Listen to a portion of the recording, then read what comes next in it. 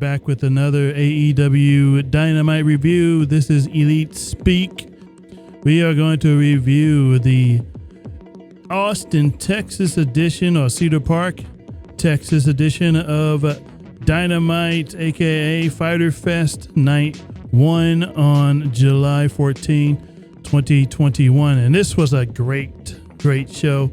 The Austin crowd really brought that energy. They were lively all night. You could hear it through the TV. It came out through the mics, everything. That crowd was hot all night. And you can feel it through the TV. That was good stuff.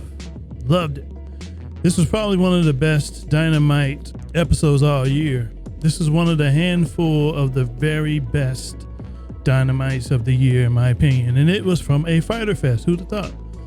Last year at this point, we did not have any fans in attendance for Fyter Fest. And a year later, look where we're at now. AEW has essentially picked up right where they left off pre-pandemic last year when they had all that momentum going into the New York shows. And this was, once again, this was great. This episode flowed nicely, had some good matches, crowd hot into most of the matches. That's all one could want from a weekly wrestling TV show.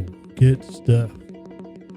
We kicked off the night with Mox defending his New Japan Pro Wrestling IWGP United States Championship against Carl Anderson of the Good Brothers and the Elite. The crowd popped huge for Moxley as he entered first to his Wild Thing theme, and the crowd was singing along. Everyone was lively. Even Mox went deep into the crowd to soak it all in. This is really the first time Mox has been in front of a crowd this size since he won the AEW World title back in February at Revolution last year, 2020. And this was a good match. This was a sold-out crowd, and Mox wins via a paradigm shift to Carl Anderson, and he retains his championship. He won't get that much of a break because after this match, Lance Archer and Jake had a segment backstage, and it looks to be that Lance Archer has challenged Jon Moxley to a Texas death match. And this is a rematch of sorts from their Wrestle Kingdom fight last year, I believe. Mox and Archer has chemistry, so this match should be good. And this gives Archer something to do because Lance Archer needed something to do because he has been just wandering around with not much important to do. So this is just what the doctor ordered for Lance Archer. Now, will he come out victorious next week? I don't know, but some people think he could. But I don't know, since I don't see really anyone winning a New Japan title if they are not signed with that company. So if Lance Archer is signed to them and AEW, and he has something going on that we don't know of, some kind of agreement with New Japan, then maybe he could win, but I don't think he will. Mox, I got retaining that title, and unfortunately, we will have Lance Archer losing another big match. I don't think that's going to sit well with a lot of people, but we'll see what happens. We followed that up with Ricky Starks going up against Brian Cage for the FTW Championship. And the crowd was hot for Ricky Starks here, being that he's a hometown guy. They popped huge for Starks. Ricky Starks defeated Brian Cage via interference with a spear to win said FTW title. As a result of this, Brian Cage is no longer going to be associated with Team Taz. Now, will the angle be completely over, or will Brian Cage fire back at Team Taz by taking them down one by one, sort of like what MJF has Chris Jericho doing with the Pinnacle. But we'll see. This is a good match. The crowd really added to it. Up next is one of the best segments of the night. And I said one of. Cody walks out. He grabs a mic from the commentary desk.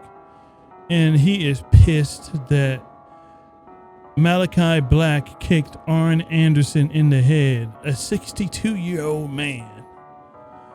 And Cody felt that he wasn't getting his point across, so he asked for a mic and he walked down to the ring. And he demanded that Malachi Black answer to him. Black then turned up on the Jumbotron and he talked about horses and such, which was an ode to the Dustin Cody match back at the original Double or Nothing in 2019. They went over a lot of our heads, mine included. And after Black speaks, Cody wants him to come down to the ring and find out. And Black obliges. The arena went dark, and not long after that, Malachi Black appears in the ring and a brawl ensues, but the refs put a stop to it via a pull apart. And this furthers the angle between Malachi Black and Cody Rhodes. This should be good. This is the type of feud that I like Cody in.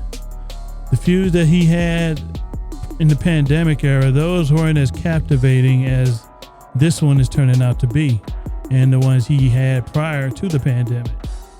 So when Cody is fired up and really motivated, he has some of the best storylines going in AEW. So I'm looking forward to this.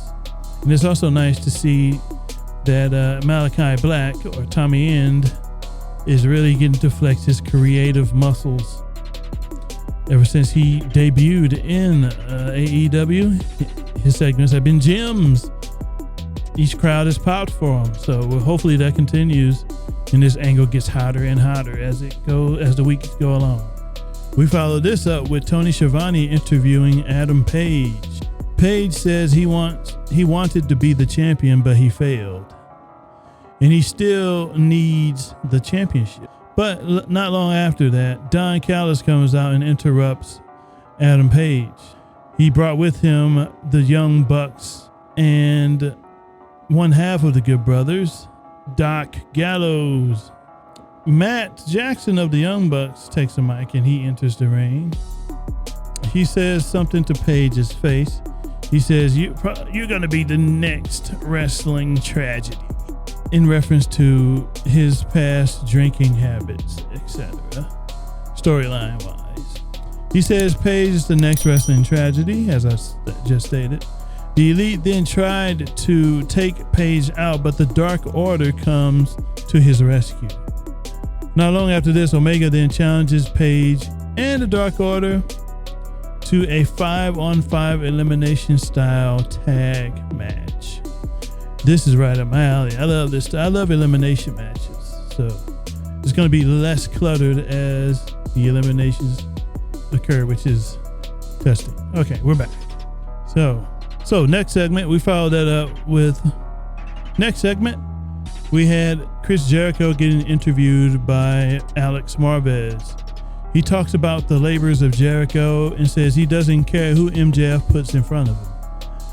Not long after this, he gets attacked by Shawn Spears and MJF. And this is where we find out who his first opponent will be, and it will indeed be Shawn Spears, in a stipulation of that Jericho cannot use a chair, but Shawn Spears can. So we shall see how Jericho gets past that one, because we know he's going to beat Spears, but how he does it, we don't know. So we will find that out next week on night 2 of Fyter Fest. We follow that up with Matt Hardy versus Christian Cage. This is the third time both of these guys have ever competed against one another, and Matt Hardy has won both times. Third time the charm for Christian. Let's see. Indeed it was. Christian Cage defeats Hardy for the first time ever via the kill switch after nearly getting counted out. I thought it was a good match. Post match, the Hardy family offers attempts to take out Cage, but the Jurassic Express comes out to the rescue. And some folks have noticed that after Luchasaurus puts Christian up on his shoulders, a spot that Jungle Boy usually has, Christian was doing the whole looking out into the crowd thing with his hands, and Jungle Boy looked at him a little oddly. So maybe that could be a clue as to where we're heading next with these two teams, with these two guys. That eventually Christian Cage is going to turn on Jungle Boy out of jealousy, and that will be a feud in the future. I hope so. I hope that's where it's going, because a lot of people want to see Christian work with newer guys, not with the guys he worked with in the past, such as Matt Hardy. So at least they got that out of their system. That match is over. We're going to be moving on to something else, and we could be moving on to the Jurassic Express getting involved in a feud with Christian Cage. So we shall see how that goes in the future. I'm looking forward to that. The following segment, we have Jon Moxley addressing Lance Archer's challenge to him.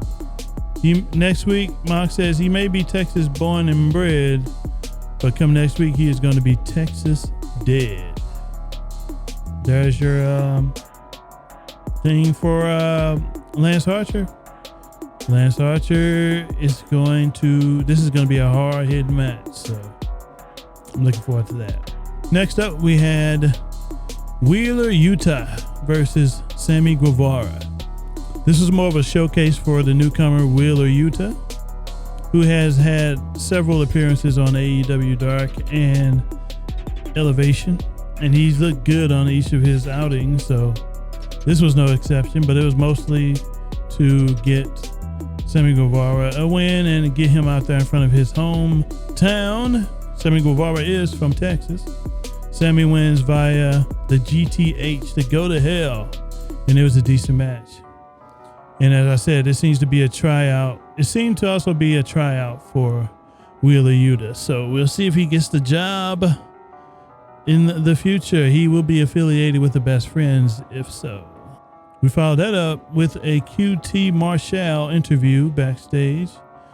Tony Schiavone was doing the interviewing, and QT pretty much poured coffee all over Tony Schiavone.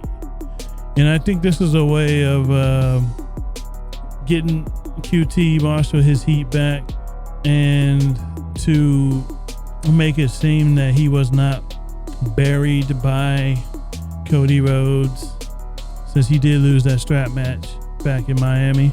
So hopefully I guess the hope there is that many people will look past that, forget about it, and we're going to move on, get QT Marshall into something else. So we'll see what happens. We follow this up with Penelope Ford going up against a returning Yuka Sakazaki. She has made her return tonight. This was Yuka's first time stepping foot in an AEW ring since last year, 2020. I believe it was in February. So it's been over 12 months since she last set foot. No, actually, it's been more than that. It's longer than that. It's been almost half a year a year and a half since she was last in AEW. But this match was decent. It was probably the weakest thing on the show. But Yuka Sakazaki wins via her magical girl splash. A criticism, I guess, one could have here is that I would have liked for the intensity and the speed to be upped here.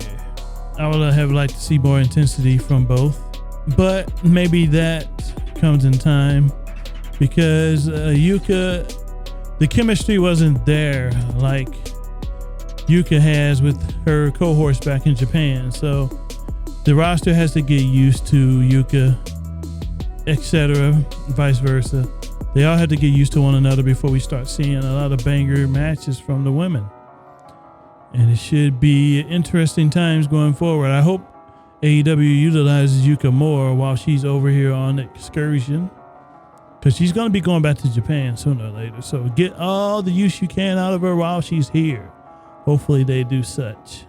Then we followed that up with the main event. Darby Allin versus Ethan Page in a Coffin match. This plays off the history both had on the Indies. Back in Evolve, I believe, they had a rivalry going, and I heard those matches were pretty good. Well, it carried on over onto national television, and this was great. It started out hot as Scorpio popped out of the coffin, but Sting came to the rescue not long after as he manhandles Sky through the break. Back after the break, Darby later, of course, Darby wins via a skateboard to Ethan Page's back. And after that, he fell into the coffin and Darby simply closed it. But that wasn't enough. He won the match, but that wasn't enough. He had to put the proverbial nail in his coffin. So Darby climbed up to the top rope and he did an extra coffin drop onto the coffin, threw the coffin onto Ethan Page, and that was the nail in his coffin, so to speak. And we ended the night on that, which capped off a great episode, a great event in Fyter Fest Night 1. Hopefully Night 2 will be just as good, but I have a feeling it will be because some of the same Texas crowd will be back, and that crowd was hot. So kudos to them, and this was a great show. I also have the ratings report. That great episode of Dynamite or Fyter Fest Night 1 drew a 1.025 million viewers, so that was great. A lot of people actually saw this episode, so hopefully that entices them to join us for Night 2. That is great to hear, and I'll catch you guys with the next review.